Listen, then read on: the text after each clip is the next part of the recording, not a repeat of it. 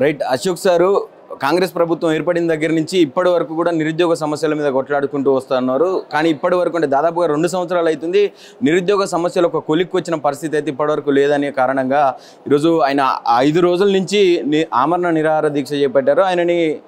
ఆయన నివాసం నుంచి ఇక్కడ ఏరియా హాస్పిటల్ వనస్థలిపురానికి సంబంధించినటువంటి ఏరియా హాస్పిటల్కి తరలించడం జరిగింది. ఆయన పరిస్థితి ఎట్లా ఉంది ఏంటనే విషయాలు అడిగి తెలుసుకునే ప్రయత్నం చేద్దాం. ఎందుకంటే పోలీసులు నేరుగా ఆయనను కలవనివ్వడం లేదు. ఒక పక్క డాక్టర్ల అట్లా పెడితే పోలీసులే ముందల అడ్డుకునే ప్రయత్నం చేస్తూ ఉన్నారు. వాళ్ళ కుటుంబ సభ్యులతో సహా అందరిని అడ్డుకునే ప్రయత్నం చేస్తూ ఉన్నారు. మాట్లాడదాం. వాళ్ళ మేడం ఉన్నారు మనతో పాటు. నమస్తే మేడం. నమస్కారం అండి. ఏంటి ఎట్లా ఉన్నది పరిస్థితి సార్ పరిస్థితి అయితే చెప్పడానికి కూడా నాకు నోరు రావట్లేదు అసలుకి. ఇది 5వ రోజు దీక్ష. నిన్న ఈవినింగ్ నుంచే ఎటువంటి ట్రీట్మెంట్కి సహకరించట్లేదు సారు. తీసుకొని అంటుండే అసలుకి నేను ఇక్కడ ఉండను, ఎవరిని చూడనీయకుండా పోలీసులు ఈ విధంగా అడ్డుకుంటే ఇంత మాత్రానికి ఇంకా బయటికి వెళ్ళకుండా దాచిపెట్టడం వల్ల ఇప్పుడు సార్ చేసిన దానికి కూడా ఎటువంటి ఉపయోగం ఉండదు. కనీసం ఫ్యామిలీ మెంబర్స్ని కూడా చూడనీయడానికి అలవ్ లేదంటున్నారు. ఈవెన్ మార్నింగ్ నేను వచ్చినా కానీ నన్ను కూడా ఫస్ట్ 2 నిమిషాలు వాగ్వాదం జరిగింది. మాకు కూడా నన్ను కూడా వద్దన్నారు. సరే మరి ఎవరు ఉంటారు, మరి ఎట్లా పోనీయకుండా చూస్తారు. నేను లోపలికి వచ్చినా సరే, నేను లేడీస్ని కాబట్టి నా దగ్గరికి రాలేదు. మరి నేను ఉండకుండా నాకు తెలిసిన వాళ్ళని ఉంచనీయకుండా మరి ఎవరు మీరే చూసుకుంటారా? ఆయన ట్రీట్మెంట్ కూడా తీసుకోవట్లేదు. ఏమన్నా అయితే మీరు బాధ్యత వహిస్తారా? మీరు చైతన్యపురి పీసీ మొత్తం Vanasthalipuram Chaitanyapuri PC police constable వాళ్ళు మొత్తం కూడా ఆ స్టేషన్లో ఎంతమంది ఉన్నారో అంతమంది ఇక్కడనే డ్యూటీ చేస్తున్నారు. వాళ్ళకి ఇంకా వేరే డ్యూటీ లేదట్టుంది అసలుకి. ఏమనంటే పైకి వెళ్ళి ఆర్డర్స్ ఉన్నాయి మాకు, చూడనియొద్దని, ఇన్ఫెక్షన్ వస్తుందని. మీరు కూడా ఆలోచించాలి నన్ను అంటున్నాను. నేనేం ఆలోచించాలో నాకు కూడా తెలుసండి. ఇప్పుడు 100 మంది అవతలకి వాటిలోకి వచ్చిపోతుంటే ఇన్ఫెక్షన్ రాదు, కానీ అశోక్ సార్ని చూడనీకి వచ్చినప్పుడు ఇన్ఫెక్షన్ వస్తుందా? నేను అడిగి చెప్పండి. దూరంగా ఉండి చూస్తారు సార్, జస్ట్ కళ్ళతో చూసి వెళ్ళిపోతారు. బయట ఉండి ఫోన్లో మాట్లాడిన దానికి వేరే ఉంటుంది, దగ్గరకు వచ్చి చూసినందుకు వేరే ఉంటుంది.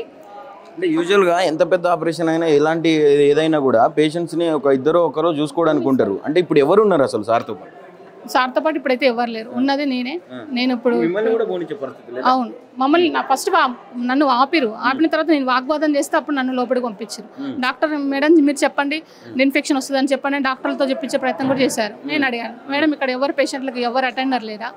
ఎవరు లేరంటే చెప్పండి, నేను వెళ్ళిపోతా అనగానే వాళ్ళు గమ్మునొక్కున్నారు. అడగకపోతే ఇంతే, ఇంకా అడిగితేనేమో ఈ విధంగా రిస్ట్రిక్షన్స్ పెట్టడము, అది చేయడము. అసలుకి ఎంత ఘోరంగా ఉందంటే అసలుకి.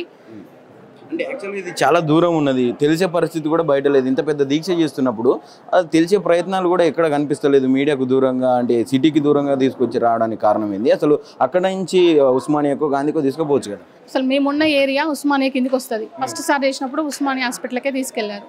ఈసారి అక్కడ తీసుకెళ్తే పెద్ద ఎత్తున పిల్లలు వస్తారు, మీడియా వస్తుంది, ఇది మొత్తం బయటికి వెళ్తుంది.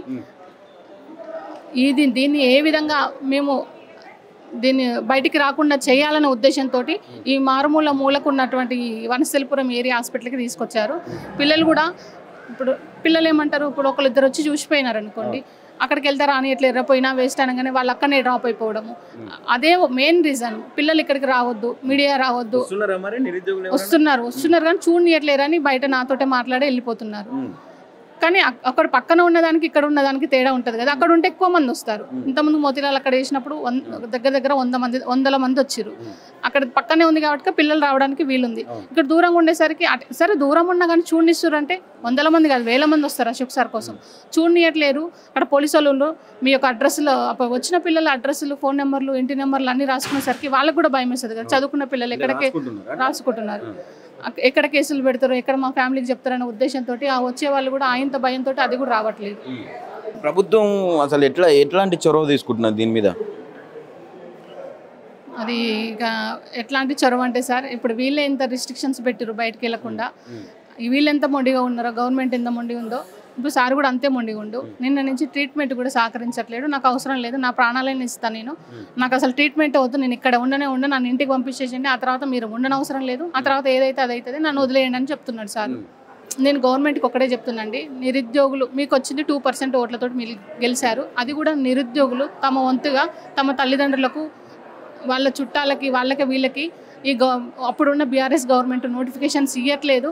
మీరు వస్తే, మీరు ఫామ్లోకి వస్తే, మీరు ఎట్లా ఏదైతే మేనిఫెస్టోలో 2 లక్షల ఉద్యోగాలను మభ్యపెట్టిరో అది నమ్మి నిరుద్యోగులు దాన్ని నమ్మి వాళ్ళ తల్లిదండ్రులతోటి, వాళ్ళకి తెలిసిన వాళ్ళతోటి ఓట్లు వేయించుకొని వచ్చిన 2% ఎవరియో కదా సార్, మీకు వచ్చిన ఆ నిరుద్యోగుల ఓట్లు వచ్చినాయి, వాళ్ళతో మీరు ఫామ్ అయ్యారు.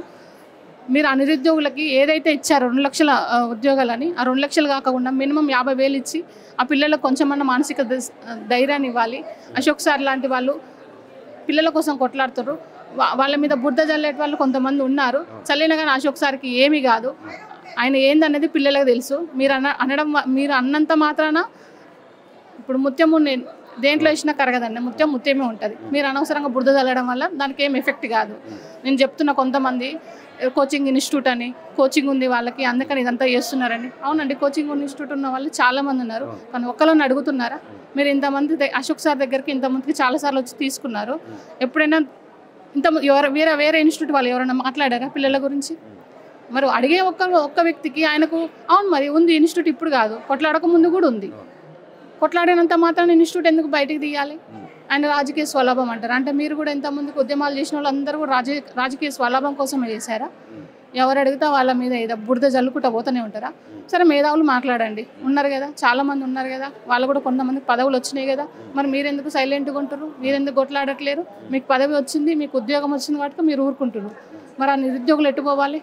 మీ వంతుగా మీరు ప్రయత్నం చేస్తున్నారు? అసలుకి మీరు ఆ గవర్నమెంట్లోనే ఉన్నారు కదా, కనీసం మేము అడిగాము, ఇది చేసాము, ఇప్పట్లో పలానా టైంకి నోటిఫికేషన్ వస్తుందని గ్యారంటీ ఇస్తున్నారా పిల్లలకి ఏమన్నా? మరి ఏది లేనప్పుడు ఈ విధంగా కొట్లాడితే వీళ్ళ మీద ఎందుకు మీరు విమర్శలు చేయాల్సినంత అవసరం ఏముంది?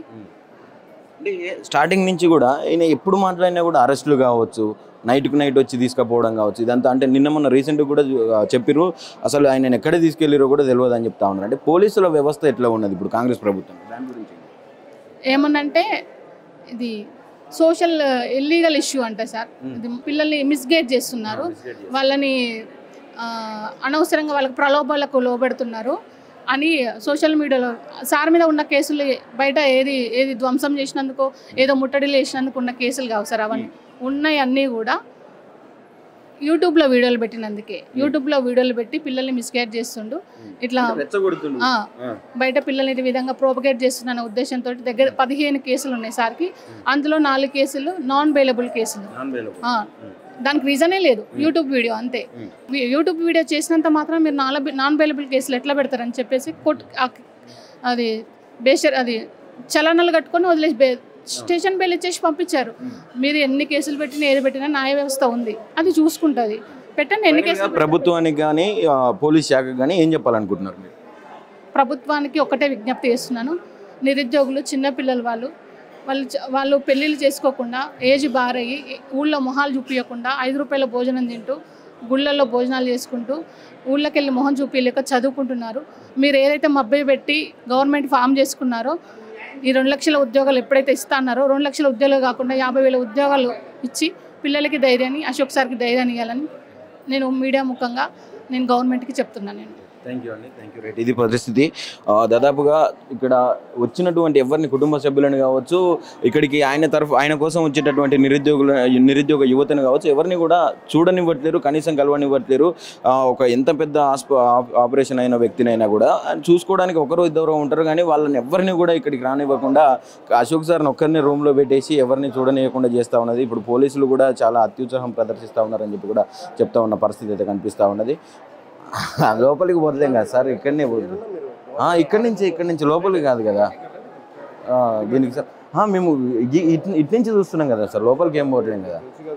తెలుసు ఇప్పుడు మాకు కనీసం ఇక్కడికి వెళ్ళేది కూడా లేకుంటే ఎట్లా అండి? మరి లోపలికి పోతలేం, మీ మాటలకు కట్టుబడి ఉన్నాం కదా ఇక్కడ. అంటే ఇక్కడ యాక్చువల్గా పోలీసులే కొంచెం వీళ్ళని ఆపుతున్నారు కుటుంబ సభ్యులను అని చెప్పి చెప్తా ఉన్నారు సార్. దానికి ఏం చెప్తారు? లేదు, మేము ఇక్కడ పోతుంటే కూడా మీరు ఆపడం కరెక్ట్ కాదు కదా సార్. మేము జస్ట్ మీరు చెప్పిన దాని ప్రకారం ఇక్కడ ఉంటున్నాం కదా. ఇది పరిస్థితి. అంటే ఎవరిని కూడా లోపలి పోనిచ్చేటటువంటి పరిస్థితి లేదు. దీని అంతటికి కారణం కేవలం ప్రభుత్వ వైఫల్యం మరియు పోలీసుల అత్యుత్సాహం అని చెప్పి చెప్తా ఉన్న పరిస్థితి అయితే మనకు కనిపిస్తూ ఉన్నది. నిజానికి చూసుకుంటే రూమ్ లోపల అక్కడెక్కడో ఉంటే మేము సైడ్ నుంచి తీసుకునే ప్రయత్నాలు కూడా చేసినా కూడా దీన్ని కూడా అడ్డుకునే ప్రయత్నం చేస్తూ ఉన్నది పోలీస్ శాఖ. ఒకవైపు ప్రభుత్వం ఎన్ని అరెస్టులు, ఎన్ని అక్రమాలు, ఎన్ని కేసులు పెట్టినా కూడా ఎవరికి భయపడేది లేదు. ఆయన కూడా నైట్ నుంచి కూడా ఆయన పరిస్థితి చాలా విషమంగా ఉన్నది.